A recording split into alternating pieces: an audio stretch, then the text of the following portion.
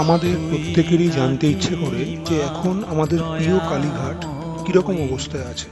এটি হলো শ্যামাপ্রসাদ মুখার্জি রোড থেকে কালীঘাট ঢোকার রাস্তাটি। এখানে এখনো স্কাইওয়াক তৈরির কাজ চলছে। শুনেছি ওই লোকের মুখে দানে নাকি সারা বিশ্ব ভরে আছে। মন্দিরের বাইরে এবং ভেতরে জোর কদমে কাজ এগিয়ে চলেছে। সারা বিশ্ব ভরে আছে দিকে দিকে।